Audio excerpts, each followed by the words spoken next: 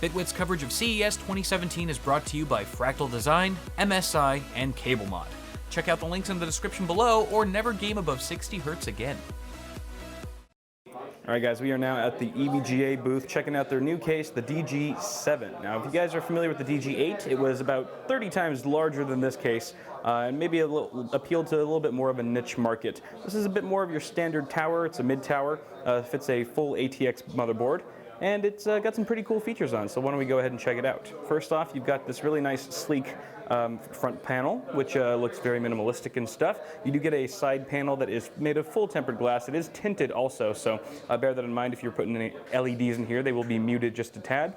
But it does have a really nice stealthy look. You can see there's a power supply shroud at the bottom. Now you can see here we've got the EVGA cutout. I was talking to Jacob. He says he's not sure if that's like 100% final. There are certain things in here that they might change with a final revision that's going to be brought to market. So take everything here with a slight grain of salt. Looks like there's actually some holes here for what I would imagine are SSD trays. So maybe you could see some like SSD action right here on top of the power supply shroud. Looks like there's a cutout here for some cables from your graphics card.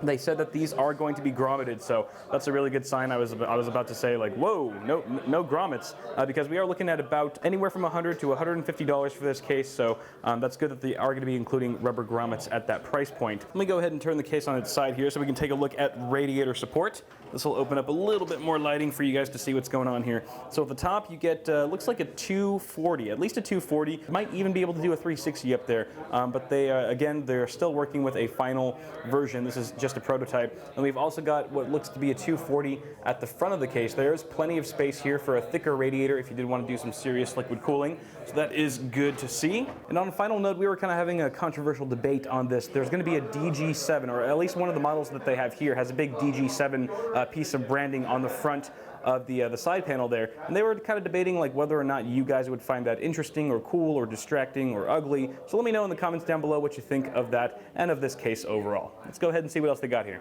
Z270 motherboards, om nom nom. So we got three models here. Z270, Stinger, Mini ITX. Cute, very similar to the Z170, except it's got a few tricks up its sleeve, of course. We got a Type-C connector on the back there, which is Gen 2. That's nice to see.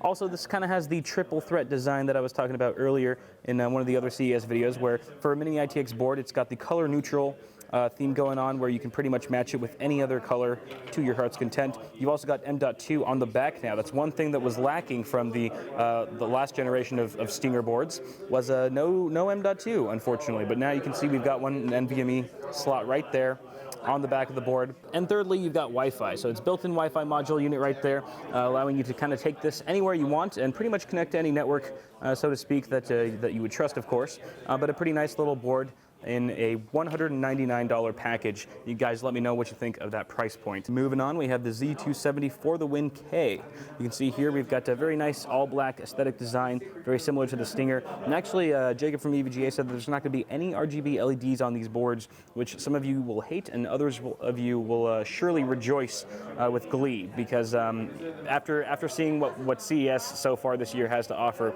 I'd say 90% of the stuff I've covered contains RGB lighting, and it's kind of refreshing, honestly, to see just something that's super blacked out, and the fact that they've saved whatever money on RGB lighting and implemented it in other areas is also nice to see. I also really like the fact that they've got two of the USB 3.0 headers that are both right angle, just peeking out at the bottom there, bottom right corner of the motherboard. And last but not least, we have the Z270 Classified K, which, if you guys are familiar with EVGA, you know Classified represents their cream of the crop products.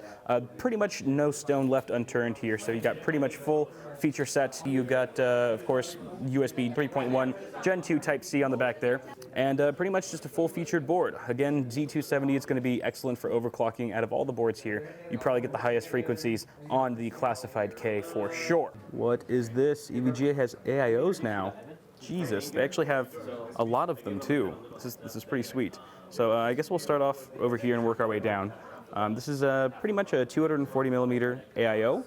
And it looks pretty standard. I mean, you got some RGB LEDs, of course, on the front with beautiful EVGA branding. I actually really do like the water blocks here. It gets sort of that braided material on the tubing itself, which is also kind of nice to see, super flexible. Looks very durable as well. New fan design, check that out. I actually like the blade design and as far as the fins go. And if you look at the frame itself, how it kind of like dips around the edges, that's actually supposed to reduce some of the fan noise. So It does kind of add like a nice aesthetic to it, but it is functional as well. And of course, this is just standard closed loop, but for those of you who are looking to maybe expand your selection in your chassis, you've also got the QR radiators. The QR stands for quick release. You can see here you've actually got some quick release latches here. So you could expand this. You could actually connect it to a GPU like the EVGA QRG hybrid that we have over here. It's actually, they've worked hard with Ace Tech to actually implement a water block inside of that card. Is that a GTX 1070 or 1080? That's a 1080 right there. So definitely you're probably going to need some decent cooling there. And if you wanted to actually just hook that up with one of these radiators for your CPU, you could have just one all-inclusive loop. Sometimes it can get kind of messy if you have separate radiators and separate loops going on for your CPU and your GPU, trying to find a place to mount all that with tubes crossing over and stuff. So this kind of creates like a really nice, elegant, seamless solution for water cooling enthusiasts. All right, guys, that is going to wrap it up for the EVGA booth. It's a little dark in here. Thank you. That's going to wrap it up for the EVGA booth here at CES 2017. Thank you all so much for tuning in. I'd like to give a huge shout out to my sponsors, Fractal Design, MSI, and CableMod. Guys, be sure to check out their stuff in the description below, and I'll see you all in the next video. Peace.